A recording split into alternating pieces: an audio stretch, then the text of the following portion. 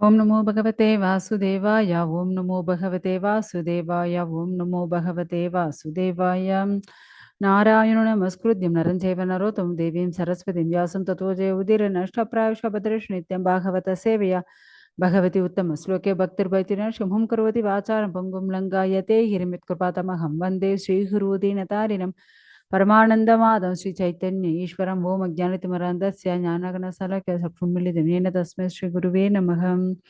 नमः ओं विष्णुपदाय कृष्णप्रस्थाय भूतले श्रीमते जयपताकस्वामी इति नामिने नमो आचार्यपदाय नित्याकृपप्रदायिने गौरगाथातामताय नगरग्रामतारिणे नमः ओं विष्णुपदाय कृष्णप्रस्थाय भूतले श्रीमते भक्तिवेदान्तस्वामी इति नामिने नमस्ते सरस्वती देवी गौरवाणी प्रचारिणे निर्विशेष शून्यवादी भाषाते देशधारिणे जय श्री कृष्ण चैतन्य प्रभु नित्यानंद श्री अद्वैत गदाधारा श्रीवासादि गौरभक्तवृंदा हरे कृष्ण कृष्ण कृष्ण हरे हरे हरे राम राम राम हरे हरे हरे कृष्ण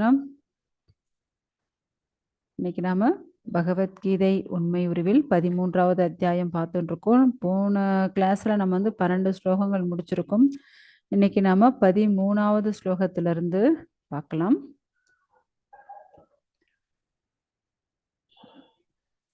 ज्ञेयं यत्तत् प्रवक्ष्यामि यज्ञात् वामृतम् आश्नुते अनादिमत्परं ब्रह्म नासत् उच्यते. தற்போது எதை அறிவதால் நீ அமிர்தத்தை சுவைப்பாயோ அந்த அறியப்படும் பொருளை நான் உனக்கு விளக்குகின்றேன். ஆரம்பம் இல்லாததும் எனக்கு கீழ்ப்பட்டதும் பிரம்மன் ஆத்மா என்று அழைக்கப்படுவதுமான இது ஜடவுலகின் காரணம் மற்றும் விளைவுகளுக்கு அப்பாற்பட்டு விளங்குகின்றது. ஹரே கிருஷ்ண. ஹரே கிருஷ்ண. நன்றி மாதாஜி. ஸோ இங்க பகவான் என்ன சொல்றாரு அப்படின்னா, அதாவது எதை தெரிஞ்சுண்டா உனக்கு அமிர்தம் போன்று ரொம்ப ஆனந்தத்தை கொடுக்குமோ அதை இப்ப நான் சொல்ல போறேன். ஏன்னா அந்த ஒரு விஷயம்தான் என்ன அப்படின்னா அதுக்கு ஆரம்பமே கிடையாதுப்பா. ஸோ அப்படியாப்பட்ட விஷயம். அதே போல எனக்கு கீழ்ப்பட்டதுதான் அதுதான் என்ன அப்படின்னா பிரம்மன் ஆத்மா அப்படின்னு அழைக்கக்கூடிய பொருட்கள். அதே போல இந்த ஜட உலகம் அதை பற்றியும் இவங்க பகவான் சொல்றாரு. முக்கியமா ஏன்னா இந்த இடத்துல பகவான் ரொம்ப டீட்டெயிலா இந்த அத்தியாயத்துல அவர் சொல்லிட்டு இருக்காரு. ஏன்னா 2 ஆத்மானா என்ன, பரமாத்மானா என்ன,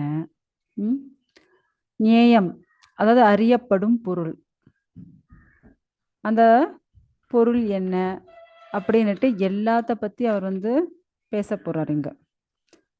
ஏன்னா இங்க களம் அப்படின்னா என்ன, இந்த உடம்பை பத்தி சொல்லப்படுறது, களத்தை அறிபவன். அதே போல ஞானம், அதுக்கப்புறம் ஆத்மா பரமாத்மானா என்ன, பிரகிருதி இயற்கைனா என்ன. ஏன்னா ஆல்ரெடி நம்ம ஆத்மாவை பற்றி 2வது அத்தியாயத்திலே நம்ம பார்த்துருக்கோம் இல்லையா? ஸோ அந்த ஆத்மா என்னவோ சிரேஷ்டம் தான், நான் இல்லைன்னு சொல்ல. ஆனா இங்க என்ன இருக்கு அப்படின்னா அந்த ஆத்மா இருக்கக்கூடிய இடம். இப்ப பாருங்க, ஒரு ரொம்ப சேர் பயங்கரமா இருக்கு. அந்த சேர் ரொம்ப கெட்டியா இருக்கு. அதுக்குள்ள இப்ப ஒரு வைரம் விழுந்துருச்சுன்னு வச்சுக்கோங்க, அந்த வைரத்தினுடைய பளபளப்பு நமக்கு தெரியாது. வைரம் என்னவோ பியூர் தான். ஆனா அந்த வைரத்தின் மேல இப்ப வைரத்தை வெளியே எடுத்தாச்சு, அந்த வைரம் பளபளன்னு தெரியுதா? இல்ல, அதுக்கு மேல என்ன மூடப்பட்டிருக்கு, அந்த கெட்டியான அந்த சேர் மூடப்பட்டிருக்கு இல்லையா? அது போல ஆத்மா என்னவோ சுத்தமானதுதான். ஆனா அதன் மேல அந்த மூடப்பட்ட அந்த கெட்டியான அந்த சேரு தான் என்ன இங்க பிரச்சனையே. ஸோ அது சேர் போல மூடப்பட்ட விஷயம் என்ன அப்படின்னா இந்த பௌதிக லோகத்தில் இருக்கக்கூடிய 3 குணங்கள். ஸோ அதுதான் என்ன பண்ணிருக்கு, இப்படி மூடப்பட்டிருக்கு. அது மூடப்பட்டதுனால என்ன ஆகுது அப்படின்னா நம்மளால அந்த பளபளப்பை உணர முடியல. ஏன்னா நம்ம இந்த அத்தியாயத்திலே ஸ்டார்டிங்லேயே பார்த்தோம், அர்ஜுனன் ஒரு 6 கேள்வி கேட்டாரு. அந்த 6 கேள்வி என்ன, அதாவது பிரகிருதினா என்ன, புருஷன்னா என்ன, க்ஷேத்திரம்னா என்ன, க்ஷேத்திரஜன்னா என்ன, ஞானம்னா என்ன, ஞேயம்னா என்ன அப்படின்னுட்டு இந்த 6 கேள்வியை கேட்டார். ஆக்சுவலா அந்த ஞானத்தை முதல்ல நம்ம எப்படி தெரிஞ்சுக்க முடியும்? ஒரு குருவின் மூலியமா தான், ஒரு அங்கீகரிக்கப்பட்ட ஒரு குருவின் மூலியமா தான் நம்மளால தெரிஞ்சுக்க முடியும். இங்க வந்து பகவானே வந்து சொல்றாரு, சாக்ஷாத் பகவான். ஏன்னா நம்ம பார்க்கலாம், இந்த ஃபுல் பகவத்கீதையில ஸ்டார்டிங்ல என்ன, திருதராஷ்டிர உவாச்ச, அடுத்தது சஞ்சய உவாச்ச, அடுத்து அர்ஜுன உவாச்ச இப்படின்னு வரும். ஆனா எங்கேயுமே கிருஷ்ண உவாச்சன்னு வருது, பகவான் உவாச்ச. ஏன்னா அவர் பகவான், அதனாலதான் பகவான் உவாச்ச அப்படின்னுட்டு வருது. எதற்காக நம்ம கிருஷ்ணரை பகவான் சொல்றோம்? ஏன்னா பகவான் வந்து அதாவது 6 குணங்கள், 6 ஐஸ்வர்யங்கள் பூரணமாக கொண்டவர். ஐஸ்வர்யஷ்ச சமக்ரஷ்ச வீரியஷ்ச யசஸ்ரீயக ஞான வைராக்கியோச்சைவ ஷண்ணாம்பக இதிங்கனா. ஏன்னா பகவான் கிட்ட பலம், புகழ், செல்வம், அறிவு, அழகு, வைராக்கியம் அப்படின்ட்டு அனைத்து ஐஸ்வர்யங்களும் பூரணமாக இருக்கு. ஏன்னா பகவான் பூரணமானவர். பகவான் வந்து விப்பு ஆத்மா, நாம் என்ன ஒரு அணு ஆத்மா தான். இப்ப பகவான் வந்து, ஏன்னா அவர் கேட்டார் இல்லையா, 6 கேள்விகள் கேட்டிருக்காரு.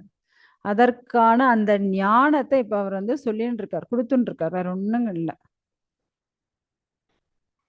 அதுல இப்ப ஆத்மானா என்ன, பரமாத்மானா என்ன, அதை பற்றி இப்ப வந்துன்னு இருக்கு. ஓகேங்களா? அடுத்த ஸ்லோகம்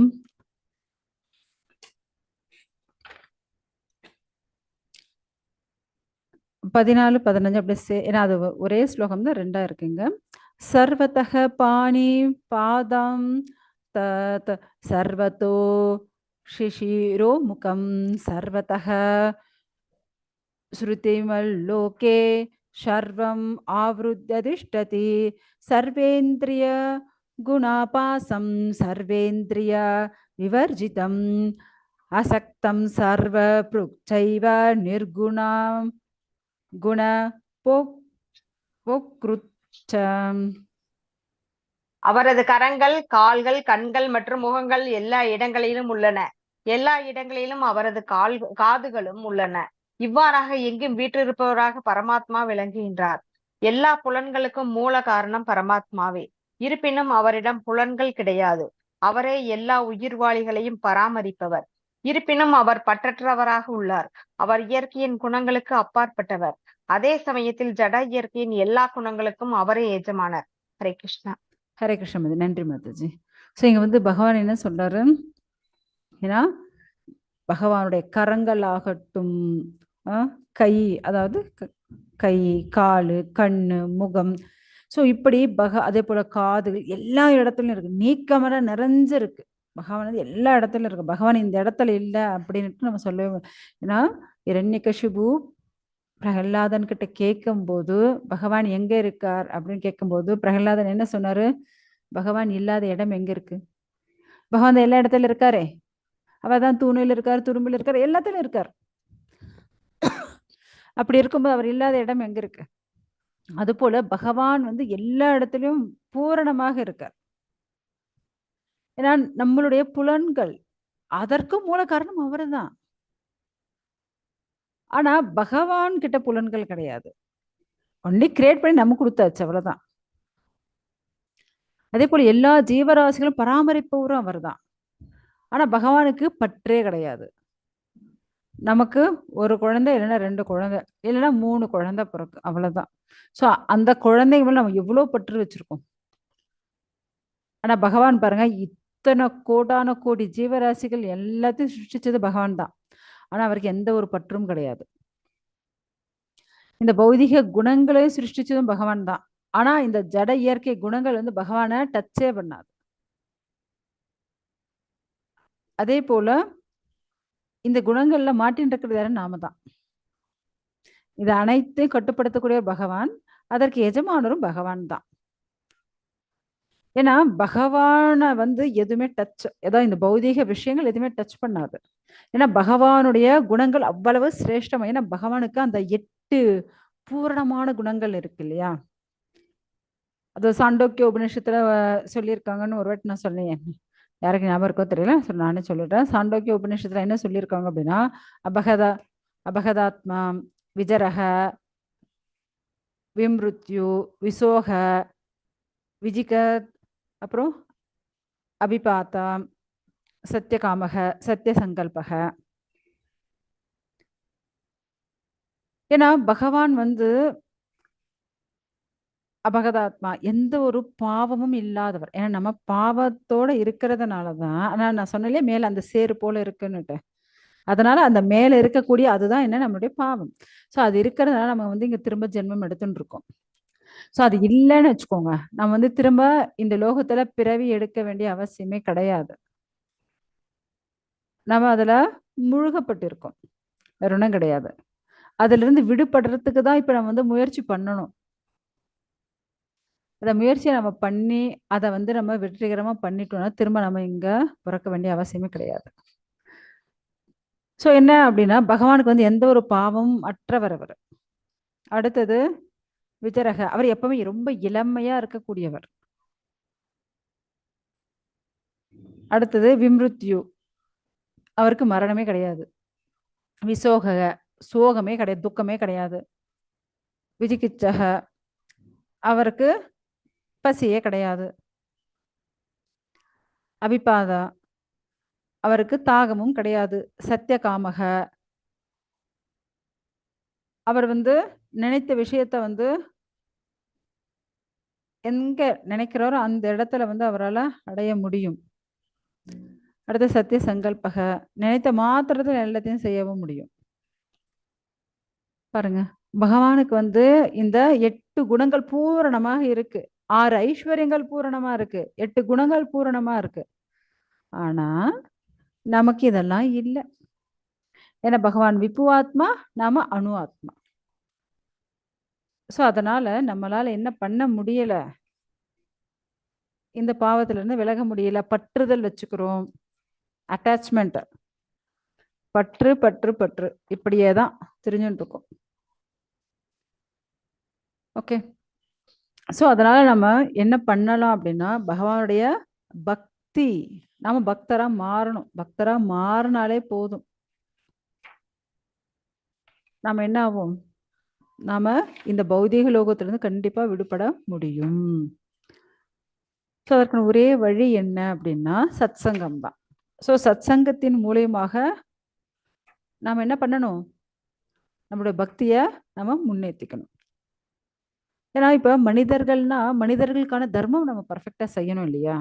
இப்போ பாருங்க, டாக்டருடைய தர்மம் என்ன, பேஷண்ட்ஸை காப்பாத்துறது. போலீஸோட தர்மம் என்ன, குற்றவாளிகளை பிடிக்கிறது, குற்றம் நடக்காம தடுக்கிறது. ஓகேங்களா? ஸோ அது போல ஒரு மனிதனுடைய தர்மம் என்ன சொல்லுங்க, மனிதனுடைய தர்மம் என்ன? ஏன்னா நம்ம எல்லாம் ஜீவாத்மாக்கள், பரமாத்மாவை அடையிறது தான் நம்முடைய தர்மமே. ஸோ அதனால நம்ம என்ன பண்ணணும்னா எப்பவுமே நம்ம பக்தி பண்ணணும். ஸோ பக்தி பண்ணணும் அப்படின்னா நம்ம சத்சங்கத்தில் இருக்கணும். நமக்குன்னு ஒரு குரு நமக்கு தேவை. ஸோ அந்த குரு அங்கீகரிக்கப்பட்ட குருவாக இருக்கணும் நமக்கு. அப்பதான் நம்மளுடைய வாழ்க்கை நல்லா இருக்கும். ஏன்னா நம்ம இந்த காலத்துல பாருங்க, எல்லாரும் பணம் பணம் பணம் பணத்துக்கு பின்னாடியே ஓடின்னு இருக்கா. ஆனா கடைசியா இந்த லோகத்தை விட்டு நம்ம போகும்போது பணம் நமக்கு ஏதாவது உதவி செய்ய போதா? இல்ல. ஆக்சுவலா ஒரு வாட்டி ஒரு ராஜா என்ன பண்றார், நிறைய போர்கள் எல்லாம் சந்திக்கிறார், தன்னுடைய ராஜ்யத்தை ரொம்ப விரிவங்கப்படுத்துறார். எல்லாருக்கும் நல்லாதான் பாத்துக்கிறார். ஆனா அவர் பக்தி மட்டும் பண்ணவே இல்லை. ஸோ அவருக்கு பக்தியை கொடுக்கணும் அப்படின்னுட்டு ஒரு குரு வராரு. இவன் இப்படி இருக்கானே, ராஜா ரொம்ப நல்ல ராஜா, ஆனா அவனுக்கு பக்தி தான் இல்லையே. ஆக்சுவலா அத்தத்தோ பிரம்ம ஜிக்ஞாசா, ஸோ ஒவ்வொருத்தரும் அந்த பிரம்மம், அந்த பகவானை பத்தி நம்ம தெரிஞ்சுக்கணும். அதை பற்றி கேள்வி கேட்கணும். அவன்தான் மனிதன், அதுதான் மனிதனுடைய தர்மம். ஆனா அதை வந்து ஃபாலோ பண்ணாம இவன் இப்படி இருக்கானே அப்படின்ட்டு அவர்கிட்ட வர்றாரு. நான் வந்து இது போல உங்ககிட்ட உனக்கு வந்து பகவானை பத்தி சொல்லணும்ப்பா, பக்தியை கொடுக்கணும்ப்பா. ஐயோ எனக்கு வந்து டைமே இல்லை. ஏன்னா டைம் இல்லை, யாரை வேணா கேளுங்களேன், டைம் இல்லை டைம் இல்லை டைம் இல்லை, ரொம்ப பிஸிங்க, டைமே இல்லை அப்படின்வாங்க. அப்ப சரிப்பா, உனக்கு டைம் இல்லை, ஓகே, என்ன பண்ணு, எனக்காக ஒரு வேலை மட்டும் செய்றியா? என்ன செய்யணும்? ஒன்றும் இல்லை, உங்க நாட்டே ஒரு படு முட்டாள இருக்கான் இல்லையா, அந்த முட்டாள்ல ஒரு கொம்பை கொடுத்து அவனை வந்து டெய்லி ஊரை சுற்றி வர சொல்லு, அவனுக்கு சம்பளம் கொடு போதுமே. சரி, சரின்ட்டு படு முட்டாளா ஒருத்தனை தேடி கண்டுபிடிச்சு அவன்கிட்ட ஒரு கொம்பையும் கொடுத்து டெய்லி இப்படி ஊரை சுற்றி வந்துட்டு இப்படியே அவன் வீட்டுக்கு போயிடுவான். இப்படியே வந்து ஏன்னா ஒரு 2-3 வருஷம் ஆயிடுச்சு. திடீர்னு அந்த ராஜாவுக்கு ரொம்ப உடம்பு முடியல. வைத்தியரெல்லாம், அரசாங்க வைத்தியரெல்லாம் வந்து பார்த்துட்டு நல்லா டெஸ்ட் பண்ணிட்டு அவ்வளோதான், ராஜாவுடைய சாப்டர் வந்து க்ளோஸ் ஆயிடுச்சு, முடிஞ்சது. இனி அவருக்கு வந்து அவர் வந்து சரிப்படுத்த முடியாது, அதனால எல்லாருக்கும் சொல்லிடுங்க அப்படின்னு. இப்போ ராஜா என்ன பண்றாரு, எல்லாருக்கும் என்னென்ன செய்யணுமோ அவங்க அவங்க கடமைகளை எல்லாத்தையும் சொல்லிட்டு இருக்காரு. அடடா, நம்ம வந்து ஒரு முட்டாள வேலைக்கு வச்சுமே, அவங்ககிட்ட நம்ம ஒண்ணுமே சொல்லலை, சரி அவனை கூப்பிடுங்க அப்படின்னாரு. ஸோ அந்த முட்டாள் வராங்க. வந்ததுக்கப்புறம், நான் இது போல போறேன்ப்பா. ஓ, நீங்க ஊருக்கு போறீங்களா, ட்ரிப்பு போறீங்களா, இல்லை டூருக்கு போறீங்களா அப்படின்னு கேட்குறேன். இல்லை இல்லை, நான் வந்து திரும்பி வர முடியாத இடத்துக்கு போறேன். ஐயோ அப்படியா, நீங்க போறீங்கன்னு வச்சுக்கோங்க, நீங்க உங்களுக்கு பிடிச்ச நிறைய ட்ரெஸ் எல்லாம் இருக்கு இல்லையா, அதெல்லாம் எடுத்துக்கோங்க, நிறைய தங்க காசுகள் எடுத்துக்கோங்க, அப்புறம் வைடூரியங்கள் எடுத்துக்கோங்க. நீங்க எப்பயும் உங்களுடைய மணி முடி இருக்கு இல்லையா, மேல கிரீடம், அது ரொம்ப அழகா இருக்கு, அதை அப்படியே கரெக்டா சூப்பரா இருக்கு, அப்படியே போட்டுட்டு போங்க. டேய், நான் போன திரும்பி வரமாட்டேன்டா, அவ்வளவு தூரமா இருக்கு, அங்க என்ன இருக்கு அப்படின்னா, நீங்க திரும்பி வர மாட்டீங்கன்னா அப்புறம் உங்களுக்கு ப்ரொவிஷனுக்கு சமையலுக்கெல்லாம் வேணும் இல்ல, அதனால உங்களுடைய சமையல்காரன், அப்புறம் உங்களுக்கு ட்ரெஸ் தைக்கிற தையல்காரன், அப்போ அதற்கு தேவையான ப்ரொவிஷன்ஸு, ஸோ என்னென்ன தேவையெல்லாம் எடுத்துட்டு போயிடுங்க.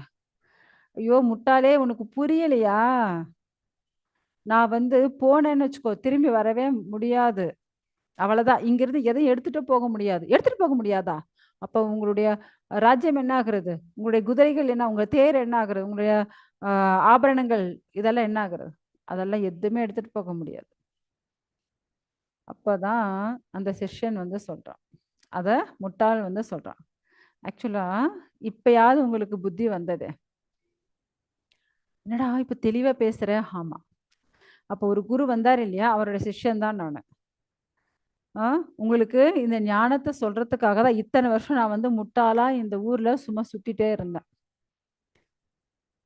இப்ப நீங்க சொல்றீங்க இல்லையா, எதையும் எடுத்துட்டு போக முடியாது, தங்க காசோ இல்ல எந்த ஒரு ப்ரொவிஷன்ஸோ, எதையும் என்னுடைய தேரு, இது என்னுடைய நகைகள், இது என்னுடைய மாளிகை, இது என்னுடைய சொத்து, எதையும் எடுத்துட்டு போக முடியாது, போனா திரும்பி வர முடியாது, தெரியுது இல்ல. சோ அப்ப நமக்கு என்ன, செல்வம் நமக்கு உதவி செய்யாது, உடம்பு வலிமையாவது உதவி செய்யுமா, இல்லை, ஏன்னா இந்த உடம்பையும் இங்கே தான் போட்டுட்டு போக போறோம். நம்ம சொந்தக்காரங்க நமக்கு உதவி செய்வாங்களா, கூட வருவாங்களா என்ன, இல்லை, அவங்களும் வரமாட்டாங்க. நம்மளுடைய பேரு புகழ் பதவி இதே தான் நம்ம கூட வரப்போதா, இல்லை, அதுவும் வரப்போறது இல்லை. அப்பனா நம்ம கூட வரக்கூடிய விஷயம் என்ன அப்படின்னா பக்தி மட்டும்தான். ஸோ இதான் என் குரு அப்ப வந்து சொல்லிட்டு போனாரு. ஆனா நீங்க அதை என்ன பண்ணல, அக்செப்ட் பண்ணிக்கவே இல்லை. ஸோ நீங்க இப்போ உங்களுடைய கடைசி காலம் வந்துருச்சு, தயவு செஞ்சு இப்பயாவது என் குரு என்ன சொன்னாரோ அதை உங்களுக்கு சொல்றேன், தயவு செஞ்சு அதையாவது செய்யுங்க. ஐயோ இப்பதான் அவர் வணங்குறாரு, தயவு செஞ்சு சொல்லுப்பா. அப்பதான் அவர் வந்து பகவானுடைய ஹரிநாமத்தை சொல்றாராம். ஹரே கிருஷ்ண கிருஷ்ண கிருஷ்ண ஹரே ஹரே, ஹரே ராம ராம ராம ஹரே ஹரே. ஸோ பகவானுடைய நாமத்தை அதுக்கப்புறம் அந்த ராதா ஜபிச்சு அதுக்கப்புறம் அவர் போக வேண்டிய அந்த லோகத்துக்கு அவர் கிளம்பி போயாச்சு. ஏன்னா எல்லா அவதாரங்களுக்கும் மூல அவதாரம் யாரு அப்படின்னா பகவான் கிருஷ்ணர் தான். கிருஷ்ணஸ்து பகவான் ஸ்வயம். ஸோ அப்படியாப்பட்ட அந்த பகவானை நம்ம பிடிச்சுட்டோம்னு வச்சுக்கோங்க. ஏன்னா இந்த பௌதிக லோகம் ஆகட்டும், மேல இருக்கக்கூடிய ஆன்மீக லோகம் ஆகட்டும், அனைத்தையும் சிருஷ்டிச்சது அவர்தான். அனைத்து அவதாரங்களுக்கு மூல அவதாரம் யாருன்னா பகவான் தான். ஸோ அப்படியாப்பட்ட அந்த பகவானை நம்ம பிடிச்சுண்டோன்னு வச்சுக்கோங்க, நமக்கு பிரச்சனையே கிடையாது. ஸோ இப்ப உங்ககிட்ட ஒரு கேள்வி.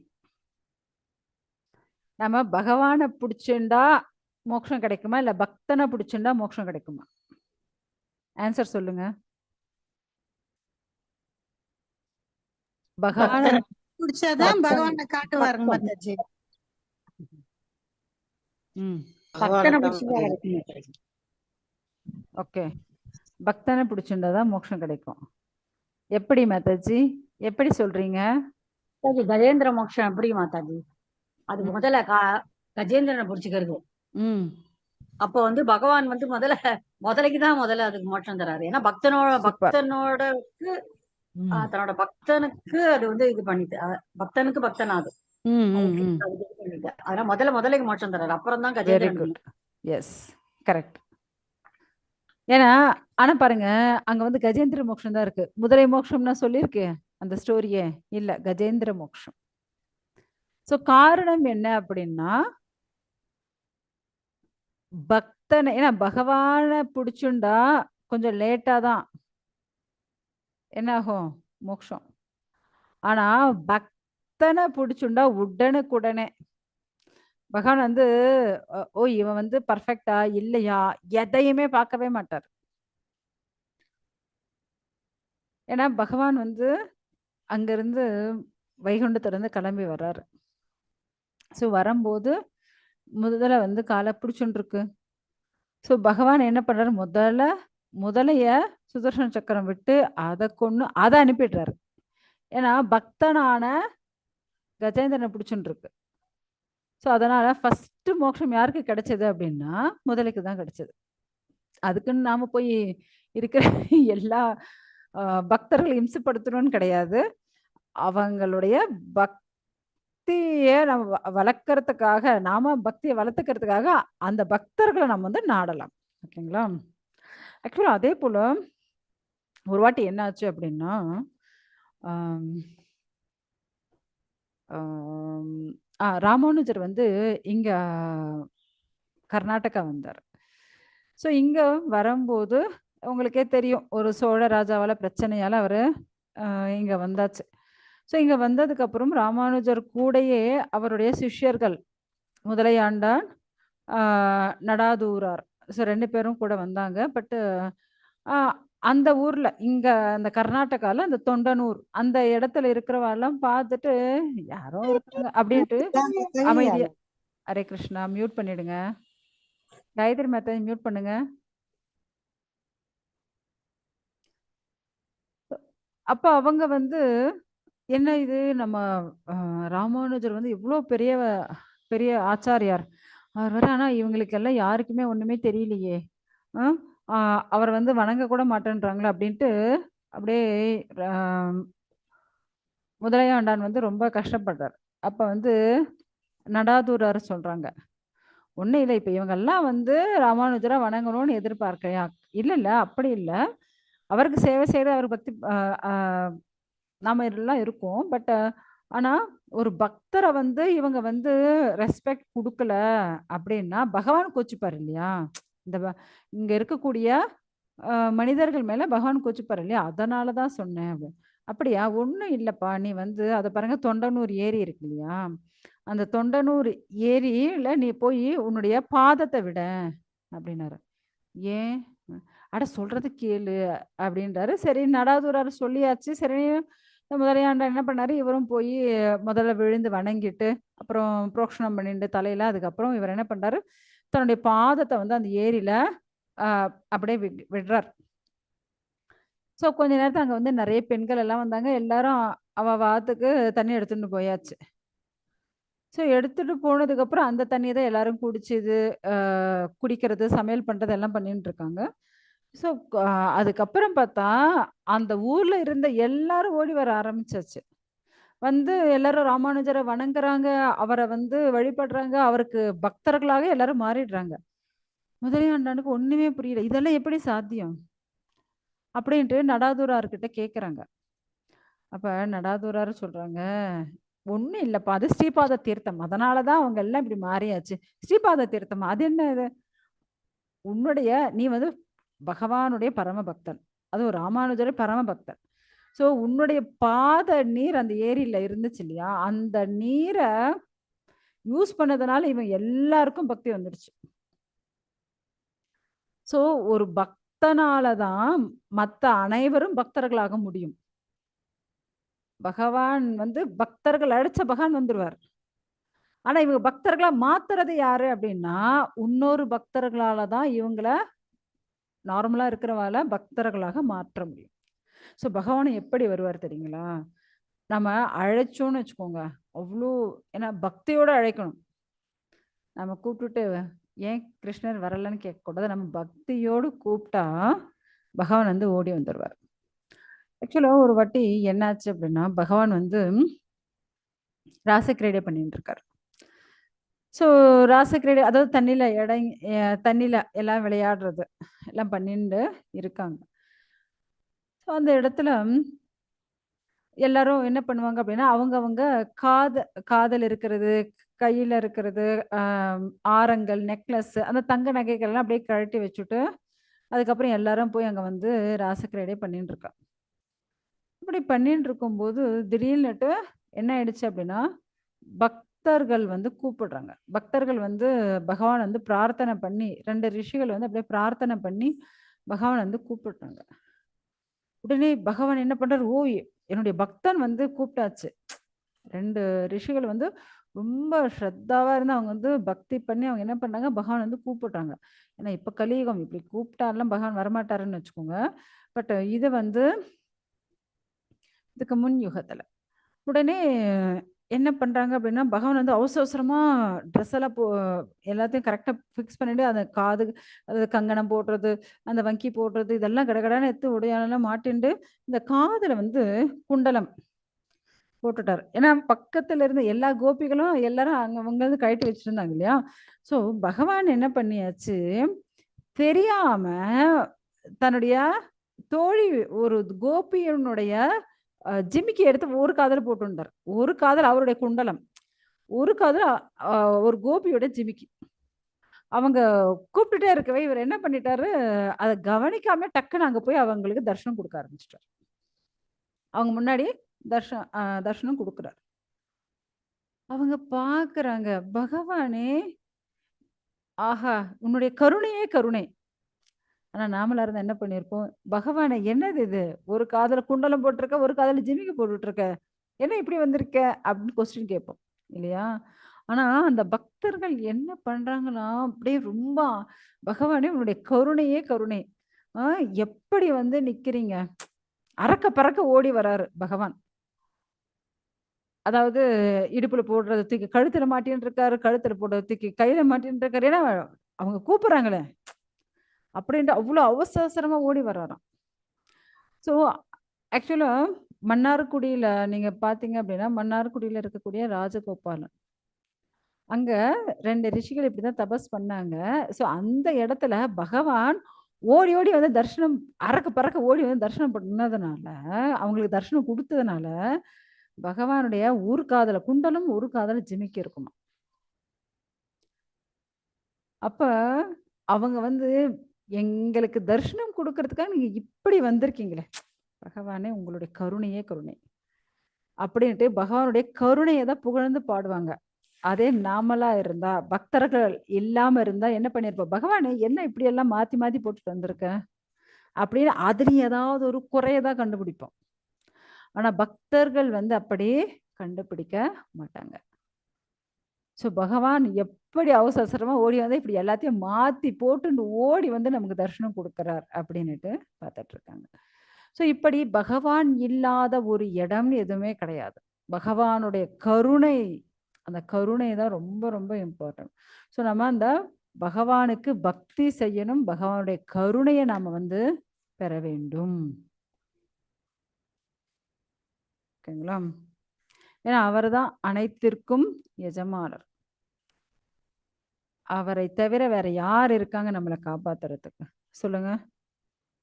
அவர்தான். அடுத்தது பகீர் அந்தஷ்ச பூதானாம் அச்சரம் சரம் ஏவச்ச சூக்ஷ்மத்வாத்தத் அவிஜ்ஞேயம் தூரஸ்தம் சந்திகே சதத். பரம உண்மை எல்லா உயிர்வாளிகளின் உள்ளும் புறமும் உள்ளார். அசைவன மற்றும் அசையாதனவற்றிலும் உள்ளார். அவர் சூட்சமமானவர் என்பதால் ஜடப்புலன்களின் வலிமையால் காண்பதற்கோ அறிவதற்கோ அப்பாற்பட்டவர். மிக மிக தொலைவில் இருப்பினும் அவர் அனைவரின் அருகிலும் உள்ளார். ஹரே கிருஷ்ண. ஹரே கிருஷ்ண மாதாஜி. ஏன்னா பகவான் பரம உண்மை என்ன அப்படின்னா பகவான் தான். அவர் பூரணமாக இருக்கார். எல்லா ஜீவராசிக்குள்ளேயும் இருக்கார். எல்லா ஜீவராசிகளுக்கு வெளியேயும் இருக்கார். ஏன்னா பகவான் தான் பரமாத்மாவும் இருக்கார். நம்ம பார்க்கக்கூடிய அனைத்து விஷயங்களாகவும் இருக்கார். ஏன்னா பகவான் இல்லாத ஒரு இடம் எதுவுமே கிடையாது. அசைவன அசையாதவன அப்படின்னுட்டு எல்லாத்திற்குள்ளேயும் இருக்கிறது பகவான் தான். ஏன்னா பரமாத்மா இல்லைன்னு வச்சுக்கோங்க, அதுக்குள்ள ஒரு ஆத்மா ஜீவாத்மா இருக்கவே முடியாது. பரமாத்மா கிளம்பிட்டானா உடனே ஜீவாத்மா அந்த உடம்பு விட்டு கிளம்பிடும். அது போல பரமாத்மா இருக்கவே தான் ஜீவாத்மாவும் கூடயே இருக்கு. ஸோ அனைத்து விஷயங்களாகவும் நமக்கு கண்ணுக்கு தெரியாத, கண்ணுக்கு தெரிகின்ற, அசைகின்ற, அசையாத அனைத்து விஷயங்களுமாகவும் பகவான் தான் இருக்கார். ஆக்சுவலா நம்மளால புரிஞ்சுக்கவே முடியாது. நம்மளால தெரிஞ்சுக்க அவ்வளோ ஞானம் நமக்கு கிடையாது. அதுபோல எல்லாமாகவும் இருக்கக்கூடியவர் யாரு அப்படின்னா பகவான் தான். பகவானுடைய லோகம் நம்ம பார்த்தோம் அப்படின்னா எவ்வளவோ தூரத்துல தான் இருக்கு. நம்ம கோலோகம் பார்த்துருக்கோம். என்ன இங்க பௌதிக உலகங்கள் இருக்கு. ஏன்னா இந்த அண்டத்துக்குள்ள கர்ப்போதக சாய் விஷ்ணு இருக்கார். இந்த எல்லா அண்டமும் யார்கிட்ட இருந்து வெளியே வந்து காரணோதக சாய் விஷ்ணுட்டு இருந்து வெளியே வந்து அந்த காரணோதக சாய் விஷ்ணு காரண சமுதிரத்துல படுத்துட்டு இருக்கு. அதுக்கு மேல நம்ம போனாதான் ஆன்மீக லோகம் வரும். அந்த ஆன்மீக உலகத்துல முதல்ல நிறைய வைகுண்ட லோகங்கள் இருக்கும். அதுக்கு மேல போனாதான் கோலோகத்துல பகவான் ஸ்ரீ கிருஷ்ணர் இருக்கார் இல்லையா? ஸோ இப்படி நமக்கும் பகவானுக்கும் இருக்கக்கூடிய தூரம் ரொம்ப தூரம் தான். அதே போல் ரொம்ப பக்கத்துல, ஏன்னா நம்ம கூடயே நம்ம ஹிருதயத்துல பரமாத்மா அவரே தான் இருக்கார். பாருங்க, பகவான் எல்லா இடத்துலயும் இருக்கார். அவர் இல்லாத இடம்னு எதுவுமே கிடையவே கிடையாது. அப்படி இருக்கும்போது நாம அவருக்கு தெரியாம நம்ம யாருக்கும் தெரியாம ஏதாவது செய்ய முடியுமா? கண்டிப்பா முடியாது. ஏன்னா பகவான் அனைத்தையும் பார்த்துட்டே இருக்காரு. நீங்க பாத்தீங்க அப்படின்னா, நான் எந்த கிளாஸ்ல சொன்னேன்னு எனக்கே தெரியல. ஸோ மொத்தம் பரமாத்மாவோட சேர்த்து 14 சாட்சிகள் இருக்கு. சாரி, பரமாத்மாவை விட்டுட்டு 14 சாட்சி, மொத்தம் 15 சாட்சிகள் இருக்கு. சூரியன், சந்திரன், வாயு, அக்னி, வானம், பூமி, தண்ணீர், மனசு, யமன், பகல், இரவு, காலை சந்தியா காலம், மாலை சந்தியா காலம், தர்மதேவதை இப்படின்னுட்டு பரமாத்மா விட்டு மீதி இருக்கிற 14 மற்றவ யாரும் நம்மளதை பார்க்கல, நாம பண்ணக்கூடிய விஷயத்தை யாரும் பார்க்கலன்னு நினைக்கிறோம்னா இத்தனை பேர் பார்த்துட்டு இருக்கா. ஏன்னா அவங்களுக்குள்ளேயும் பரமாத்மா பகவான் தானே இருக்கார். சொல்லுங்க, பகவான் இல்லாத இடமே கிடையாது. அப்படியாப்பட்ட அந்த பகவான் எவ்வளவு சிரேஷ்டமானவர்.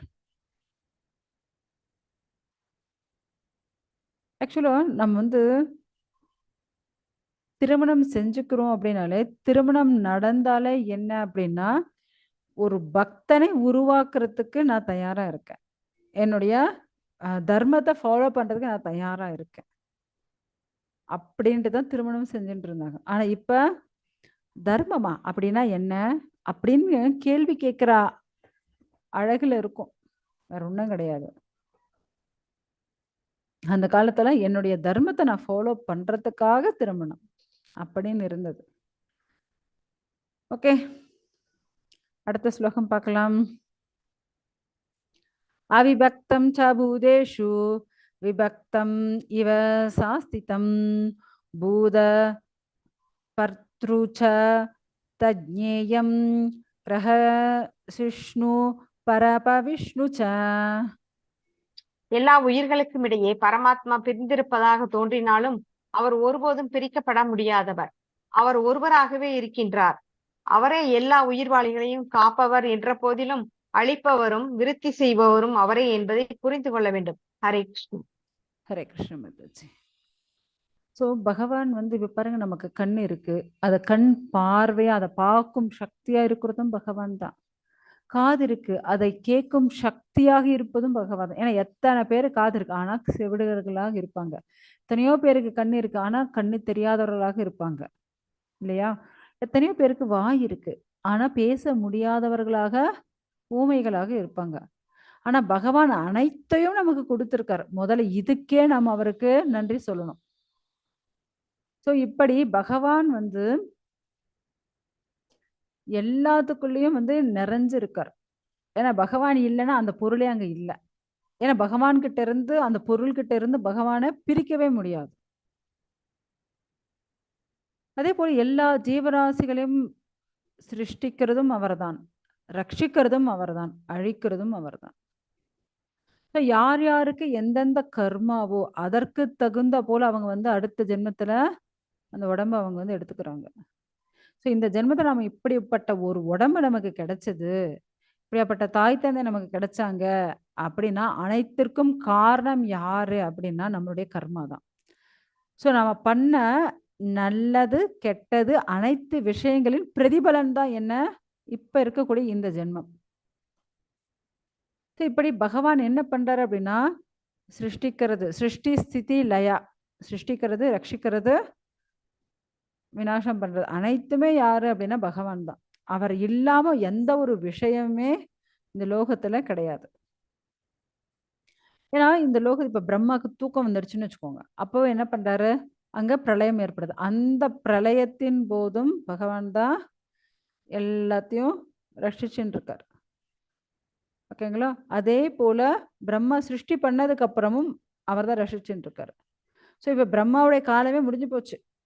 அப்ப அந்த ஃபுல் பிரளயம் ஏற்படும். அந்த பிரளயத்தினுடைய டைம்லயும் அனைத்தையும் தன்னுடைய வயிற்றுக்குள்ள வச்சு ரட்சிச்சுட்டு தான் இருக்கார். நம்ம நித்திய பிரளயம் இந்த உடம்பை விட்டாலும் சரி, நைமித்திக பிரளயம் பிரம்மா தூங்கும்போது பூ புவக சுவக 3 அழிஞ்சாலும் சரி, பிராகிருத பிரளயம் பிரம்மாவோட ஆயுஷையா முடிஞ்சு அவரே கிளம்பி போயாச்சு. அப்ப அனைத்து ஜீவராசியும் தன்னுடைய வயிற்றுக்குள்ளதான் வைக்கிறார். ஸோ இது எல்லா பிரளயத்தின் போதும் ரட்சிக்கிறது யாருன்னா பகவான் தான். ஆனா அவரை மட்டும் நம்ம வந்து மறந்துடுறோம். அவரை மட்டும் மறந்துட்டு, ஆனா போன ஜென்மத்துல என்னென்ன குணங்கள் இருந்ததோ அந்த காம குரோத மோக மதம் ஆச்சரியங்கள் அதை அப்படியே ஆஸ் இட் இஸ் அப்படியே வந்து இந்த ஜென்மத்துல பிறந்துடுவோம். இந்த ஜென்மத்துல எந்த லட்சணத்தில் இருக்குமோ அதே போல அடுத்த ஜென்மத்தில் அப்படியே அந்த வாசனை மட்டும் மாறுறதே இல்லை. ஆனா நம்ம மறக்கிறதுல மட்டும் ரொம்ப சூப்பரா மறந்துடுறோம். மறந்து போயிட்டோமே, பகவானை பத்தி மட்டும் மறந்துடுவோம். ஆனா மத்த அனைத்து விஷயங்களும் நம்மளால என்ன பண்ண முடியல, மறக்க முடியல. என்ன பண்றது? பாருங்க, மொத்தம் 84 லட்சம் ஜீவராசிகள் இருக்கு. இந்த 84 லட்சம் ஜீவராசிகள்ல சாப்பிடுறது, தூங்குறது, உடலுறவு கொள்றது, தற்காத்து கொள்றது, இதை 4 எல்லா ஜீவராசிகளும் பண்ணுதுங்களா? ஒரு மீன் எடுத்துக்கோங்க, அதுவும் அந்த வேலையை பண்ணும். மரம் செடி கொடிகள் புழுக்கள் ஊர்வன பறவைகள் மிருகங்கள் மனிதர்கள் எல்லாருமே பண்ணுவாங்க. அப்ப இதுல இருந்து யார் வித்தியாசப்படுறாங்கன்னா பக்தன் மாத்திரம் தான். ஏன்னா அவன் இந்த பௌதிகமான இந்த 4ஐயும் விட்டுட்டு பகவானை பற்றி தெரிஞ்சுக்கணும். நான் யார், பகவான் யார் அப்படின்னுட்டு அந்த கேள்வியை கேட்டு பகவானை தெரிஞ்சுக்கணும்னு முயற்சி பண்றான் இல்லையா? சோ அப்ப அவன் வந்து அதுல இருந்து வித்தியாசப்படுறான். அப்படி நம்ம கேட்காம திரும்ப திரும்ப மென்னதே மென்னுண்டு கழுவினதே கழுவிண்டு திரும்ப திரும்ப அப்படியே இருந்துன்னு வச்சுக்கோங்க, நமக்கும் மிருகத்துக்கும் வித்தியாசமே கிடையாது. திரும்ப திரும்ப இதே பௌதிக உலகத்துல பிறந்து கஷ்டப்பட வேண்டியதுதான். அடுத்தது பார்க்கலாம். அவிபக்தம் ச பூதேஷு விபக்தம் இவ ஷஸ்திதம் பூத பர்த்ருச்ச தஜ்ஞேயம் கிரஹஷ்ணு பர விஷ்ணு. ஓ, இது ஆல்ரெடி முடிஞ்சாச்சு இல்லையா? அதே ஸ்லோகம் திரும்ப திரும்ப படிச்சாச்சு. படிச்சுட்டு 18. திரும்ப அதே ஸ்லோகம் படிச்சுட்டு இருக்கேன். ஜோதிஷாம் அபி தஜ் ஜோதிஷ் தமசஹ பரம் உச்சதே ஞானம் ஞேயம் ஞான கம்யம் ஸ்ருதி சர்வஸ்ய சஷ்டிதம். பிரகாசிக்கும் பொருள்கள் எல்லாவற்றிற்கும் மூலம் அவரே. அவர் ஜடத்தின் இருட்டிற்கு அப்பாற்பட்டவராகவும் தோன்றாதவராகவும் உள்ளார். அவரே அறிவாகவும் அறியப்படும் பொருளாகவும் அறிவின் இலக்காகவும் உள்ளார். அவர் ஒவ்வொருவருடைய இதயத்திலும் வீட்டுள்ளார். ஹரே கிருஷ்ணன். ஹரே கிருஷ்ண மாதாஜி. இப்ப நமக்கு பிரகாசிக்கிறது அப்படின்னாலே எது நமக்கு ஞாபகம் வரும்? பிரகாசமா எது இருக்கு? சூரியன், சந்திரன், நட்சத்திரங்கள். ஆனா இதுக்கெல்லாம் பிரகாசத்தை கொடுத்தது யாரு? பகவான் தான். அந்த சக்தியை கொடுத்தது யாரு? பகவான் தான். ஏன்னா பகவான் இல்லை அப்படின்னா அவங்களுக்கு அந்த சக்தி கிடையாது. இப்ப நம்ம பார்த்தோம் இல்லையா, பார்க்கறதுக்கான சக்தி, கேட்கறதுக்கான சக்தி, உணர்றதுக்கான சக்தி நமக்கு மூளை இருக்கு. ஆனா சில பேருக்கு மூளை இருந்தும் என்ன பண்ண முடியல, அவங்களுக்கு அந்த வளர்ச்சி இல்லாம, மூளை வளர்ச்சி இல்லாத சில பேர் இருக்காங்க இல்லையா? ஸோ பகவான் அனைத்தையும் நமக்கு கொடுத்தாரு. இதற்கே நாம் என்ன பண்ணணும்? அவருக்கு பக்தி பண்ணணும். அப்படியெல்லாம் பிறந்திருந்தா என்ன ஆகியிருக்கிறது சொல்லுங்க. ஸோ பகவானுடைய கருணையால நமக்கு ஒரு குருவும் கிடைச்சாச்சு. ஸோ குருவுடைய கருணையால நமக்கு பகவானும் கிடைச்சாச்சு. ஸோ நம்ம பக்தியை ரொம்ப ஸ்ரத்தாவா நம்ம செய்யணும். ஏன்னா இந்த பௌதிக உலகமே என்ன அப்படின்னா ஒரு இருட்டு தான். ஏன்னா இந்த இருட்டுல ஒளிரக்கூடிய விஷயமா இருக்கிறதும் பகவான் தான். ஏன்னா ஆன்மீக உலகம் எப்பவுமே வெளிச்சமா தான் இருக்கும். இந்த பௌதிக உலகம் மாத்திரம் தான் என்ன? இருட்டு. இதுக்கு வெளிச்சத்துக்கு ஒரு வஸ்து தேவை, ஒரு பொருள் தேவை, ஒருத்தர் தேவைப்படுறாங்க. ஆனா ஆன்மீக உலகத்துல அப்படி கிடையாது. எப்பவுமே பிரகாசமாக இருக்கும். ஏன்னா இந்த பௌதிக உலகம் எல்லாமே என்ன? எல்லாம் இரண்டுகளால் ஆனது. லாபம், நஷ்டம், சுகம், துக்கம் இப்படி இருக்கும். ஆனா ஆன்மீக உலகம் எல்லாம் எப்பவுமே சுகம்தான், எப்பவுமே சந்தோஷம்தான், எப்பவுமே ஆனந்தம்தான். அதே போல எப்பவுமே பிரகாசமா, எப்பவுமே ரொம்ப சந்தோஷமா இருக்க முடியும். அங்க நமக்கு வியாதிகள் வராது, வயசாகாது, மரணமும் கிடையாது. அப்படியாப்பட்ட இடத்த விட்டுட்டு இங்க எதுக்காக வந்தோம்? கொஞ்சம் யோசிச்சு பாருங்களேன். எவ்வளவு அழகான அந்த ஆன்மீக உலகம். ஏன்னா அந்த ஆன்மீக உலகத்துல மொத்தமே என்ன? கற்பக விருட்சங்கள், கல்ப விருட்சங்கள். எதை கேட்டாலும் கொடுக்கும். அங்க இருக்கிற அனைத்து பசுக்களும் காமதேனுக்கள். அங்க இருக்கக்கூடிய ஒவ்வொரு மண்ணு கல் எல்லாமே சிந்தாமணிக்கல். அதனாலதான் அந்த லோகத்தை சிந்தாமணி தாமம்னு சொல்லுவாங்க. சிந்தாமணி பிரகரசத்ன சுகல்ப விருக்ஷா. ஏன்னா அந்த சிந்தாமணி தாமம், ஏன்னா அனைத்தையுமே தங்கமா மாத்தக்கூடியது அது. சொல்லுங்க. இவ்வளவு அழகான ஒரு இடத்த விட்டுட்டு இப்படி ஒரு பௌதிக லோகத்துல நம்ம மாட்டின்னு இருக்கோம். இங்க பகல் இரவுன்னு ரெண்டு இருக்கு. சுகம் துக்கம். இப்பவுமே சுகம் இருக்கா? கிடையாது, துக்கமும் இருக்கு. இப்ப சொல்லுங்க, முட்டாள் யாரு? இப்ப நம்மளை படைச்ச பகவான் முட்டாளுன்னு நினைக்கிறீங்களா? இல்ல தப்பு செஞ்சு முட்டாள்தனமா இங்க உட்கார்ந்துட்டு இருக்கோமே நாம முட்டாளா? நாம தான் முட்டாள். முட்டாள் யாரு? நாம தான் முட்டாள். ஏன்னா அவ்வளவு சூப்பரான ஒரு இடம். நம்ம கற்பனை பண்ணும்போது அப்படியே ஆனந்தமா இருக்கு. எப்பவுமே 14-15 வயசு தான், அதுக்கு மேல வயசே ஏறாது. நோய் நொடியும் கிடையாது. ஏன்னா வயசான நிறைய பேருக்கு முட்டு வலின்னு சொல்லிட்டு இருக்காங்க. சோ அந்த வலி எல்லாமும் கிடையாது, எந்த வியாதியும் கிடையாது, மரணமும் கிடையாது. அவ்வளவு ஆனந்தமான உலகத்தை விட்டு இங்க கஷ்டப்படுறோம் அப்படின்னா முதல் முட்டாள் யாரு? நான் தான், நாம தான். ஏன்னா நாமெல்லாம் முட்டாளா இருக்கவே தான் இங்க இப்படி கஷ்டத்தை அனுபவிச்சுட்டு இருக்கோம். இல்லைன்னா இங்க வர வேண்டிய அவசியம் என்ன இருக்கு? எவ்வளவு சந்தோஷமான அங்க பகவானுக்கு நித்தியமா கைங்கரியம் பண்ணிட்டு அங்கேயே இருந்திருக்கலாம். இப்ப சொல்லுங்க, நாம இந்த பௌதிக உலகத்துல இருந்து கஷ்டப்படலாமா, இல்ல கொஞ்சமாவது புத்தி வந்து நாம பகவான் லோகம் போய் அங்க ஆனந்தத்தை அனுபவிக்கலாமா? ம் மாதாஜி பகவான் லோகம் போய் ஆனந்தத்தை அனுபவிக்கணும் மாதாஜி. Very good. இது க்ஷேத்திரம் ததா ஞானம் ஞேயம் சோக்தம் சமாசதாஹம் மத்பக்த ஏதத் விஜ்ஞான மத்பாவா யோபபத்யதே. இவ்வாறாக செயல்களின் களம், உடல், க்ஷேத்திர, அறிவு, ஞானம், அறியப்படும் பொருள், ஞேயம் ஆகியவை சுருக்கமாக என்னால் விவரிக்கப்பட்டன. எனது பக்தர்கள் மட்டுமே இவற்றை முழுமையாக புரிந்து கொண்டு எனது இயற்கையை அடைய முடியும். ஹரே கிருஷ்ணா. ஹரே கிருஷ்ண மாதாஜி. பாருங்க, பகவானே சொல்லி முடிச்சாச்சு. என்ன? அதாவது க்ஷேத்திரம், ஏன்னா இந்த அத்தியாயத்தினுடைய ஸ்டார்டிங்ல அதை தான் பார்த்தோம். அர்ஜுனன் அதை தான் கேள்வி கேட்டார். க்ஷேத்திரம்னா என்ன? இந்த உடம்பு தான். ஞானம், அதுதான் அறிவு. ஞேயம், அந்த அறியப்படும் பொருள். எல்லாத்தையும் இப்ப நான் உனக்கு சுருக்கமா சொல்லிட்டேன். ஆனா இதெல்லாம் யாரால புரிஞ்சுக்க முடியும் தெரியுமா? பக்தர்களால் மாத்திரம்தான் புரிஞ்சுக்க முடியும். அப்படி அவங்க புரிஞ்சுட்டாங்கன்னு வச்சுக்கோங்க, என்னுடைய லோகத்துக்கு வந்துடுவாங்க.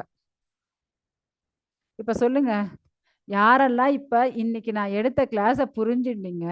யாரெல்லாம் பகவானை புரிஞ்சுட்டீங்க, பகவான் லோகம் வர்றதுக்கு தயாரா இருக்கீங்க? மாதாஜி நான் ஹரே கிருஷ்ணா மாதாஜி. தயார். மாதாஜி நானும் பகவான் லோகம் புரியுது.